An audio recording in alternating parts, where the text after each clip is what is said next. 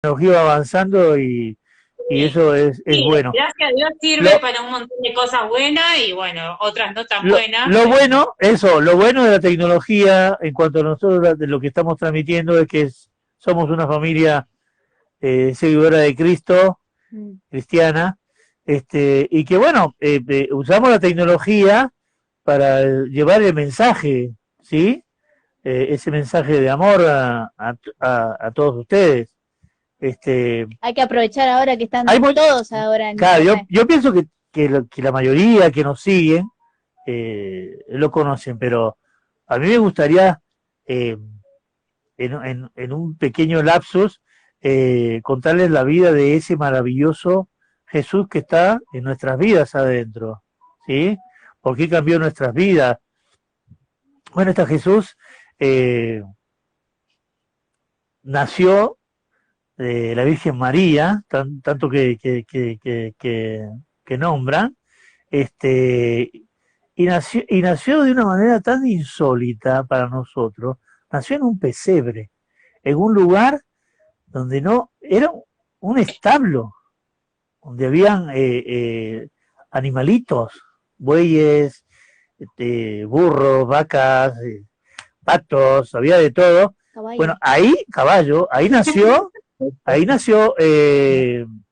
Jesús, Te faltó la ¿sí? oveja Las ovejas. también. Ah, pero las ovejas vinieron después. Que hacen bueno, mel. Acordate, Ustedes están escribiendo acordate que vinieron, la la película Estrella película de de Belén. acordate, Está muy buena la película, la tienen que ver. Va, no sé si está en acordate, Netflix. acordate Muy bueno. que las ovejas vinieron después como pastores.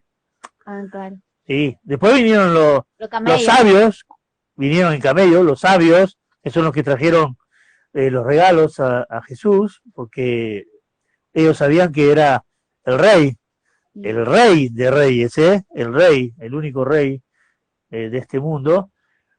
Pero lo más interesante es que tuvo una vida como nosotros, de joven, ya de joven era sabio, le enseñaba a los sabios cuando él era joven, cuando tendría 13, 14 años, este, y quedaban con la boca abierta, no entendían cómo una persona tan joven podía tener tanta sabiduría. Bueno, porque era el hijo de Dios, partamos de eso, tenía mucho conocimiento, pero a su vez era un simple carpintero, ayudaba al padre que era carpintero, y él también trabajó en la carpintería con el padre, ¿sí? Después, bueno, llegó el momento que le tocaba empezar a vivir sus últimos 3 años, que es bautizado por el Juan Bautista y se va al desierto. La parte más épica. Ojo, el desierto es otra historia para contar más adelante, pero te digo que no la pasó. Creo que vos en esta tierra la estás pasando mejor que él, ¿eh? Porque él tuvo que padecer por nosotros en el desierto. Que tuvo muchas pruebas, muchas tormentas difíciles, pero él venció al diablo en el desierto, y gracias a él, bueno, empezó esa historia bendita donde él empezó a hablar, a llevar el evangelio, ¿sí? A todos los lugares, y lo que era el reino de su padre, ¿no? El reino de Dios. Así que él escogió a 12 apóstoles, ¿sí? Y después de escoger a los 12 apóstoles, bueno, les empieza a enseñar a ellos todo lo que hacía. A mí me hubiera gustado estar en ese momento allá, porque era lindo. Imagínate caminar con él, escuchar todas las historias que conocemos de la Biblia y todo lo que hizo, ¿no? Los milagros que hizo y todo. Lo más interesante es que nunca él dudó de lo que él tenía que venir a hacer a esta tierra, ¿sí? Y era un sacrificio muy grande. Era la muerte en la cruz, ¿sí? Esa muerte, yo le digo tan maravillosa porque es la que nos dio salvación y perdón, ¿sí? Pero a su vez esa cruz tan cruel que lo hizo sufrir como hombre, lo hizo sufrir en esta tierra. Y nunca dudó, él sabía, tenía el propósito de que él tenía que pasar por ese momento tan difícil, ¿no? Y, y morir en la cruz por vos, que estás del otro lado, y por nosotros 4 que estamos acá tratando de llevarte este mensaje, ¿no? De salvación.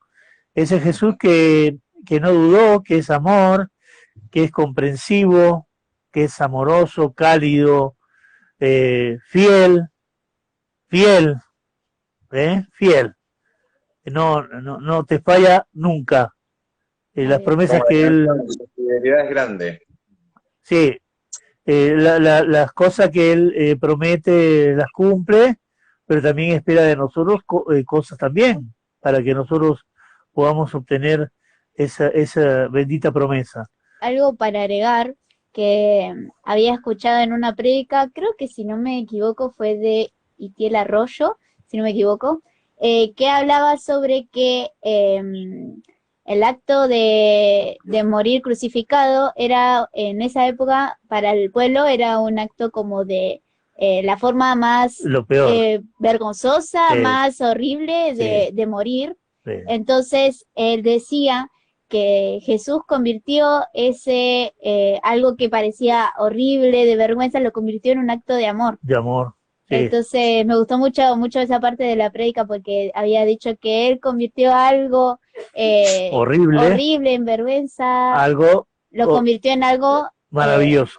Un acto de amor. Sí, maravilloso. Y eso quería agregar. Maravilloso porque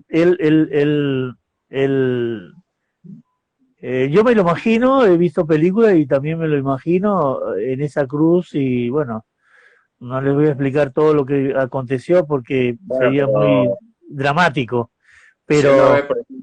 Si uno ve, por ejemplo, la película La Pasión de Cristo, es tremenda. Bueno. Y capaz que fue más todavía que lo que uno ve ahí. Sí. Es tremenda, es fuerte. Pero eso... algunas veces cuando uno, y me ha pasado a mí, me puede pasar a cualquiera, algunas veces ante distintas situaciones, recordando eso o recordando lo que el Señor hace por nosotros, se siente desagradecido algunas veces. Por cómo uno actúa, alguno lo que hace o por lo que uno está pasando. Pero cuando recordás eso, viste, es como se decir... pasa todo. Sí, Jesús hizo eso, o sea, ¿de qué me quejo yo? Pero bueno, somos así, ¿no? Los seres humanos. Pero bueno, si uno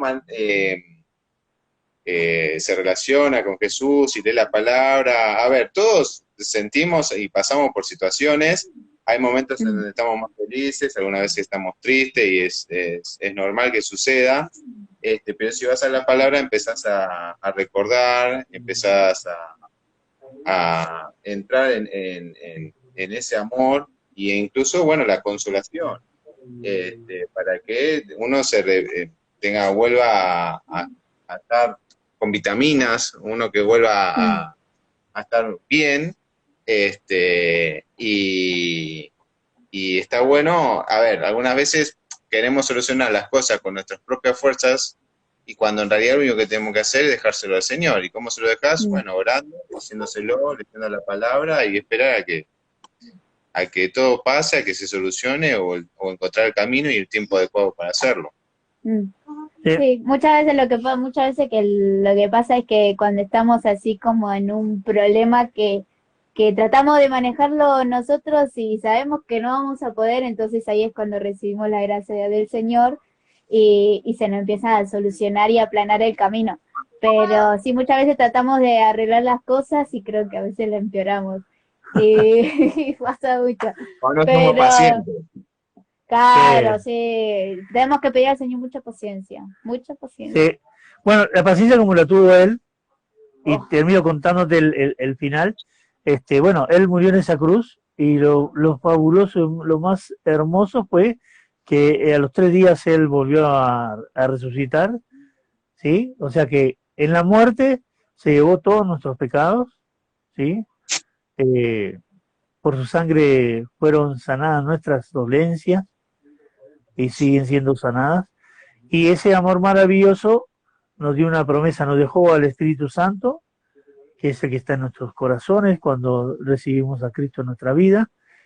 Y por último nos dio la promesa que Él va a volver a buscar a su pueblo. Que Va a nos dejó volver. el Consolador. Sí, el Consolador Jesús, el Espíritu Santo. Que es impresionante, ¿eh? Cómo te habla tu corazón. Impresionante. Sí, a veces hacemos cosas y ¡upa! Te hace reflexionar.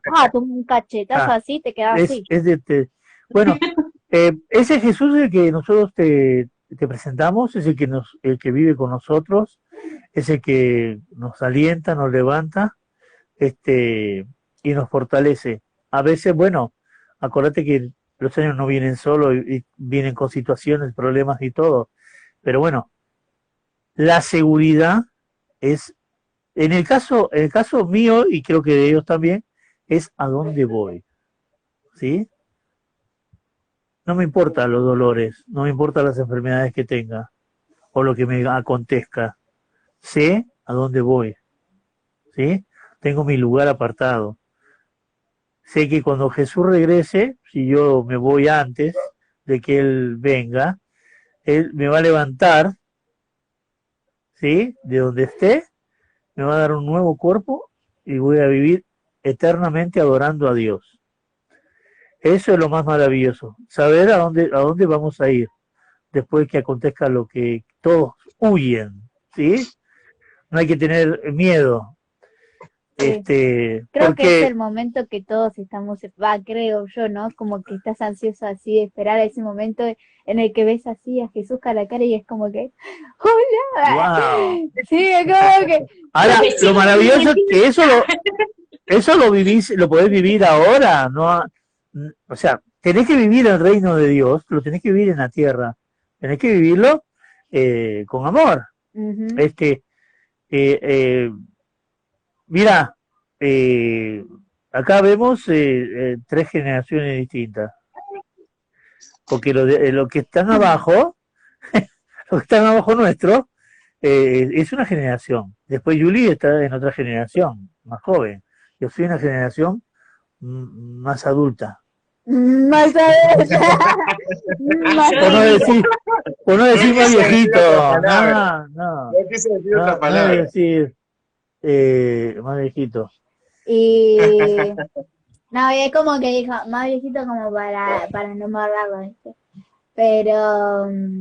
Pero sí, creo que como habían dicho antes, que decían como que la parte en donde querían, tipo, si vos elegís un lugar en donde estar en las épocas, acá habían dicho en la época de Jesús. A mí también me gustaría estar ahí, pero ¿sabes? Mientras ahora que están pasando en la tele la serie de Moisés, me gustaría estar en la parte en la que Moisés abre el mar. Es como, imagínate. ¡Wow! ¡Ojo! No solo eso, no, nosotros conocemos la historia. ¿No? Sí. A mí me gustaría vivir en la época de Josué, ¿no? Cuando ya van hacia la tierra prometida y tienen que llevar todas las luchas. Y de repente son, no sé, por decirte, 1000 soldados contra 4000 o 5000 del otro lado y ver cómo bajan ángeles del cielo y empiezan a guerrear con ellos. ¡Wow! Sería maravilloso, ¿o no? Bueno, yo porque soy más guerrero que vos. O también la parte en la que nace Jesús y aparecen todos los ángeles cantando, es como que sí. No, qué genial que sería. Bueno, son cosas maravillosas que nosotros soñamos, soñamos y sabemos que en algún momento vamos a vivir ese momento maravilloso, pero bueno, es lo que nos da vida y nos da el seguir luchando e ir para adelante sabiendo que tenemos la salvación, ¿sí? Tenemos que seguir cambiar nuestra forma de ser, ¿sí? Ojo que Jesús no te promete cosas mágicas. No porque vos te hagas un seguidor de Cristo vas a tener un Rolls Royce. Claro. Olvídalo. Es como, señor, quiero un Ferrari, pum, aparece el Ferrari. Claro, ¿no? O tenés una casa donde estás bien, porque hay otras personas que están peor que vos porque no tienen una casa con techo, y de repente le pedís una mansión en Miami, no sé. Muchas veces he hablado con personas que pensaban que Dios era como un Aladín, ¿viste? Que vos frotás y aparece y vos decís, bueno, ¿qué es esto? Y aparece. O tenés un menú y Jesús es el delivery, ¿viste? Que te lleva las cosas a tu casa. No. Jesús lo que es aquel que te da fortaleza, ¿sí?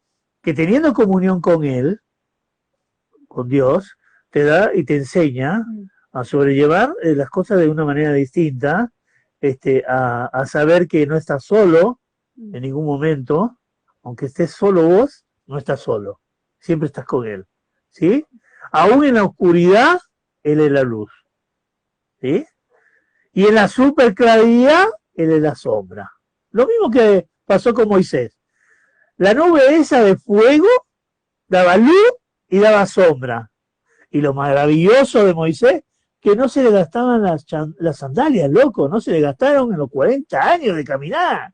Y acá caminando paso y ya se te desgastó. Pero ni la goma más buena del mundo resiste 40 años, ¿me entendés? Y, y el maná que caía del cielo, las tortolitas esas que se morfaban. O sea, Bueno, el Señor te promete que pan y agua no va a faltar en tu mesa, lo necesario para subsistir, vivir, pero bueno, está en vos.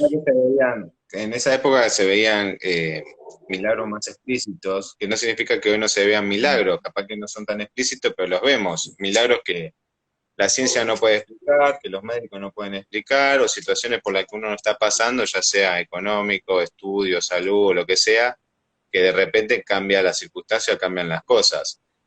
Yo creo que, a ver, desde... Primero, dos cosas. Por un lado, el tema de uno puede pedir, y no está mal pedir. El tema es que uno tiene que tener cuidado nada más con lo que pide, y aparte, tiene que entender que lo que uno pide si es la voluntad del Señor o no. Porque capaz que por más que uno parezca que sea bueno pedirlo, capaz que no es la voluntad porque no nos conviene. Y yo prefiero que decida el Señor si me conviene o no, a que ya sea por una voluntad propia mía de pensar a mí si me conviene o no. Incluso hasta cosas irrisorias. Uno puede pedir, por ejemplo, un aumento de sueldo. Y parece bueno, pero si no es la voluntad del Señor, porque sabe qué va a pasar con ese aumento de sueldo, capaz que no te conviene. Hay algo que no entendemos, que no sabemos, y no nos conviene, o no es el momento. Y así con un montón de cosas que pueden ir surgiendo. O lo pedimos mal. O lo pedimos mal. Pero yo porque prefiero cuenta, que el Señor decida. Yo podría pedirlo y el Señor sabe cuáles son los deseos de mi corazón, pero prefiero que el Señor decida si hacerlo o no a decidirlo yo, porque Él sabe más que yo.